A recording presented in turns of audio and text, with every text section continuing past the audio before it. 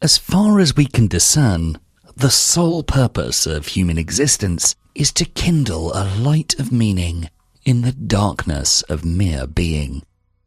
Carl Jung. When we learn about influential and successful people such as Carl Jung, Sigmund Freud, or, say, Leonardo da Vinci, Albert Einstein, William Shakespeare, Nelson Mandela, and so on, we often feel a little inadequate. Their lives were so meaningful, how could ours ever compare? The purpose of life, according to Carl Jung, has nothing to do with what you achieve. It has to do with who you are and how you act. According to Jung, the entirety of an individual's being can be described by our psyche, encompassing all our conscious and unconscious aspects. At the center of our consciousness, which is everything we're aware of, is our ego. But there's so much outside of the ego that we don't acknowledge. In the center of our unconscious, meaning everything that's hidden to us, lies our shadow or our dark side. According to Jung, in our unconscious lies the key to finding our purpose in life. This is because the purpose of your life is not something objective or universal, it's something unique to you. Carl Jung was a Swiss psychiatrist and psychoanalyst who ended up founding his own school of psychology known as analytical psychology. His philosophy is often referred to as Jungian philosophy. He's also published multiple books, most notably The Psychology of the Unconscious, Man and His Symbols, The Archetypes and the Collective Unconscious, Modern Man in Search of a Soul, The Psychology of Transference, Memories, Dreams and Thoughts, and the relations between the ego and the unconscious. In this video, we'll talk about the steps you need to take so that your dark side can reveal your life's purpose, according to the philosophy of Carl Jung. Number 1. Get to know your darkness. Jung says, your visions will become clear only when you can look into your own heart. Who looks outside dreams. Who looks inside awakes.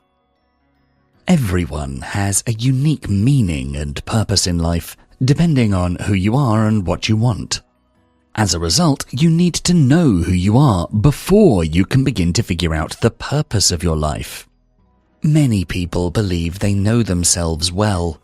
You might think you're familiar with your traits, strengths, weaknesses, and desires, so you might be tempted to dive straight into finding your life's purpose. However, in order to truly know yourself, you have to do what Jung called self-realization. Each person is made up of both conscious and unconscious parts, the aspects of ourselves we're aware of, and those we're not. The shadow, or our dark side, is the hidden part of our unconscious that holds repressed desires, emotions, and traits. For instance, your shadow might contain feelings of laziness, envy, or anger, as well as hobbies or interests that you're ashamed of or wish you'd outgrown. Because the shadow resides in the unconscious, you're often unaware of what's in it. These traits have been repressed and ignored for so long that they no longer surface in your thoughts.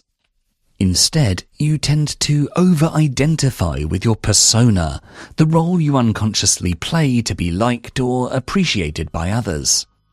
This persona acts like a mask you wear when interacting with the world, and you may have multiple masks for different situations. Reintroducing yourself to your shadow requires genuine effort. Engaging in shadow work, or getting to know your dark side, as Jung called it, involves regularly stepping back and reflecting on your behavior, thoughts, and feelings in daily life. This could be done through journaling or meditation. Ask yourself, why did I act the way I did? Did it feel authentic? Why or why not? What was my initial instinct in a given situation? How would I feel if the roles were reversed? It's about interrogating yourself as if you were questioning someone else. Jung emphasized that getting to know your shadow doesn't mean identifying with it. You don't have to define yourself by the traits you usually hide. For example, if your shadow houses anger, you don't need to see yourself as an angry person. Instead, simply acknowledge these traits' existence, recognize and accept that they're a part of you. Another way your hidden shadow traits often surface is through judgment of others. The traits or behaviors you despise in others are often the ones you fear in yourself. This is called projection. So, whenever you find yourself angry at or irritated by someone else's behavior, take a moment to ask, do I ever exhibit this tendency? If not, why not? Could this be a shadow trait of mine? According to Jung, those who harshly judge selfishness often repress their own selfish thoughts, and those intolerant of impatience in others may be battling their own impatient tendencies. By taking time each day to sit down, perhaps journal, and ask yourself these probing questions, you begin to bring the unconscious into consciousness, truly getting to know yourself. It's important to continue doing shadow work regularly. As you change, there's always more to discover. Making a habit of shadow work is key to continuously getting closer to a meaningful life. Number 2. Work on yourself. In the words of Jung, I don't aspire to be a good man. I aspire to be a whole man. Now that you've found out about your unconscious and perhaps less desirable dark traits, you might be wondering, how can this help me save my life? In fact, you might feel worse about yourself after your self-realization because you can no longer ignore all your bad sides. Jung acknowledged that figuring out who you truly are is an intensely painful and frightening process. Many people think that by repressing bad parts of themselves, by never showing them, is a good way to get rid of them fully. I mean, aren't those who can hold in their anger the most gentle people? And those who push through their laziness, aren't they the most productive people? Well, yes and no. While it is good to want to be better, ignoring traits won't make them go away. Repressing shadow traits often gives them more power.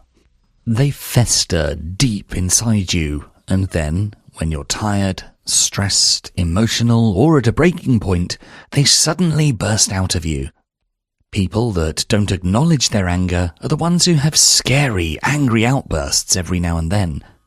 People that ignore their laziness end up experiencing burnouts.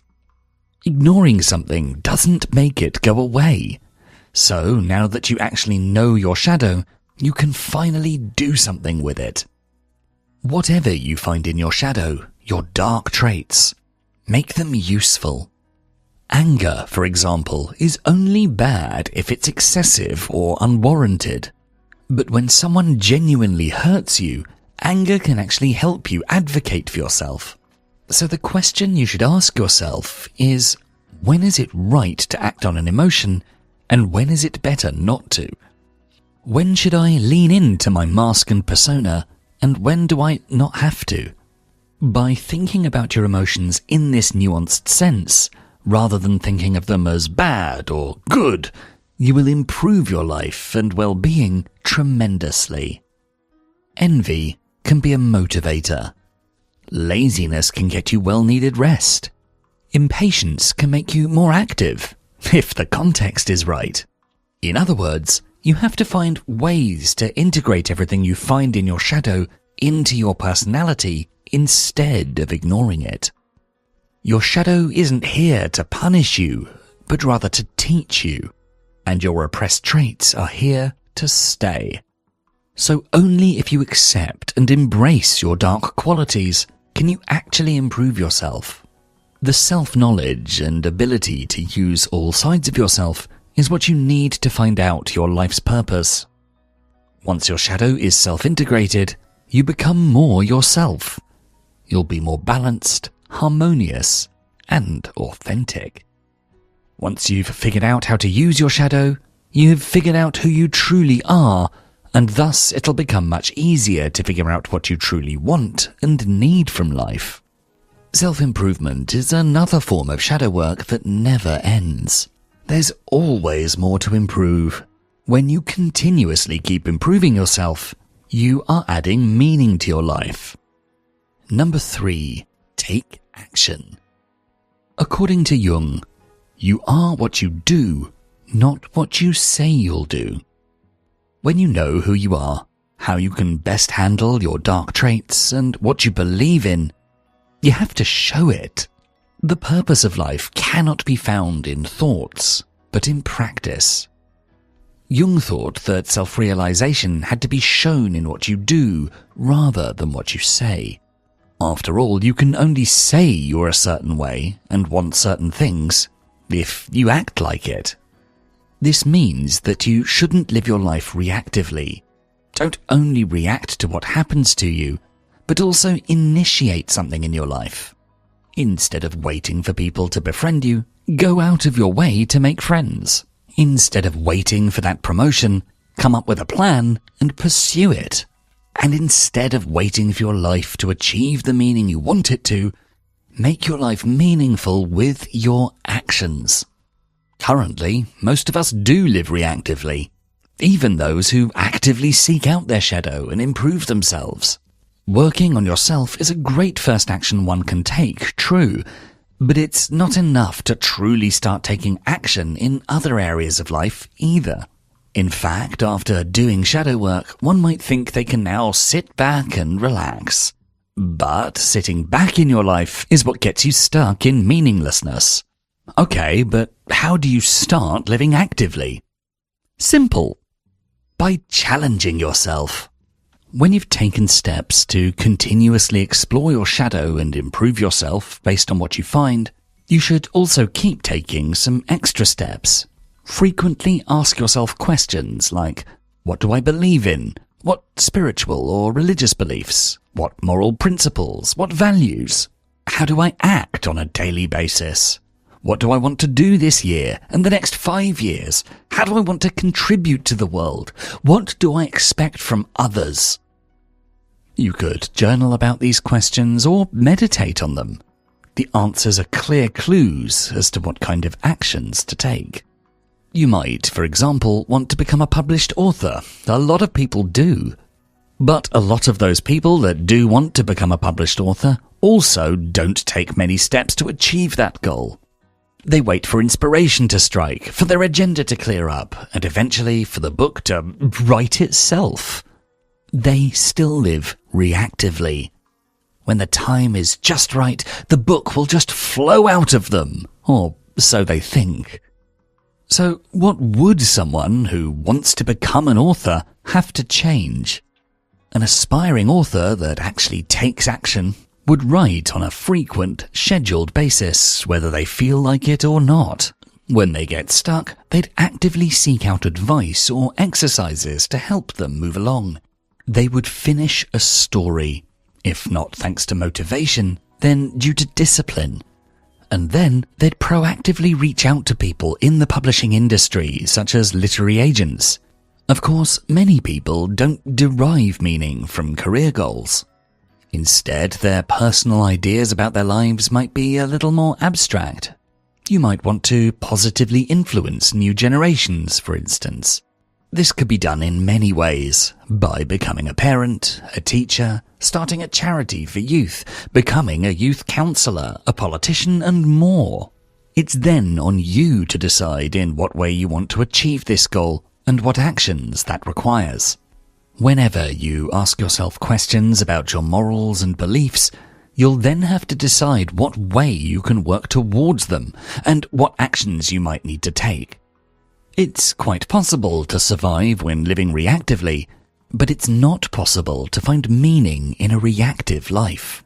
Meaning requires action. Number 4. Embrace fear. Jung once said, "Where your fear is, there is your task." One of the main reasons people live reactively is not mere laziness, and often not even a lack of motivation. Most of the time, the avoidance of action results from fear. Action requires risk, which can be scary. When you have an idea for a book, you have to risk being disappointed by your own writing in order to get it down on paper. Once you've written a book, you have to be ready for many rejections if you want to get it published. Every single action you can take can result in something negative. You need to be brave to be active. Bravery doesn't stem from a lack of fear. Fear is not to be avoided. If you do, it would go back into your shadow and rule your life even more. Instead, it should be acknowledged. When you have to take a certain action but feel unable to do so, ask yourself why. Are you scared? What are you scared of? What are the things that could go wrong, and how could you deal with them? Fear is often contained by preparation, but don't confuse preparation with rumination or anxiety. Focus only on likely scenarios, not outlandish ones. When you want to publish a book, be prepared to be rejected by many agents, or even to find no one interested in representing it. But also be prepared to find an agent, or to have it published. Do not, however, ruminate about how agents and publishers might reject you, or about someone stealing your book idea, or about being laughed at. Those thoughts are unlikely and unhelpful. By analyzing your fear and handling it in the form of preparation, you've already dealt with a great deal of it. The feeling will most likely never fully disappear, so when you've done what you can to minimize your fear, there's only one thing left to do. Dive into the deep. Bravery requires you to face your fears rather than get rid of your fears.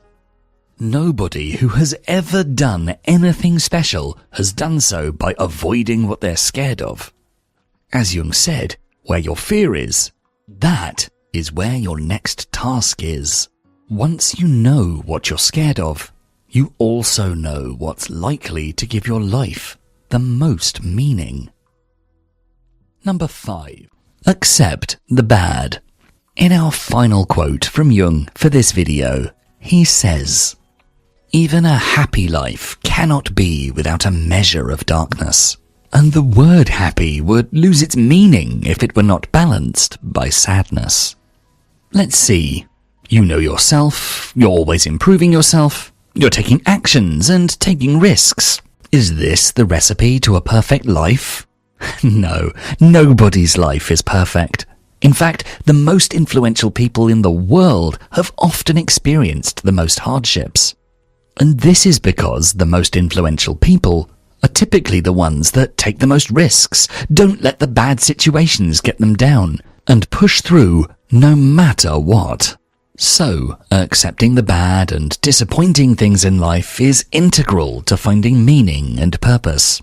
In fact, meaning is dependent on it. A life that consists solely of triumph and joy is not a meaningful life, because joy is only as impactful as it is if you also know sadness. You can't win unless defeat was also an option. There can be no light without dark. This means that whenever something bad happens to you, you have to recontextualize it. Don't despair, but rather think, whatever good happens from now on will feel even better now. Aside from contextualizing the good in life, misfortune and mistakes are only opportunities to grow. Every time something happens, your reaction to it tells you something new about yourself. Bad things, then, are integral to your self-discovery, and it's helpful too when it comes to getting to know your shadow. Nobody finds out they should try to be a little more pragmatic unless they've failed to be at some point. And nobody finds out they're resilient and strong unless something in their lives has required them to be. Let's say your novel gets rejected by all the publishing houses you've sent it to. Or you gave up your stable job to go back to school, but you failed. Sure, you now have more context to enjoy good things later on in life. You've learned something. But does this give your life more meaning? The meaning of life, according to Jung, doesn't lie in achieving those goals you set yourself. It's in the taking of action and self-discovery. With this, he means that your life doesn't become meaningful because you're a published author or a successful politician. It derives its meaning from what you did to get there. And thus, even those who end up not getting there now know they're the kind of person that takes action. They're not dreamers. They're active. They're uniquely and unapologetically themselves. And that, in and of itself, is the most meaningful part. Adding meaning to your life never ends. You have to keep discovering yourself, your goals, and taking action. You'll continue to experience good and bad things, and this is what makes your life so special. Your unique combination of disappointment and joy. Your unique actions and attempts, and your determination. Always be proud of what you tried. That is where the purpose comes from. And finally, appreciate all the good in your life. Whatever you've achieved, no matter how little it is, be proud of it. Whatever works out for you in life, be grateful for it. And no matter what happens, know that your life has a purpose, as long as you're the best you can be. If you enjoyed this video, please make sure to check out our full Philosophies for Life playlist, and for more videos to help you find success and happiness using beautiful philosophical wisdom, don't forget to subscribe. Thanks so much for watching.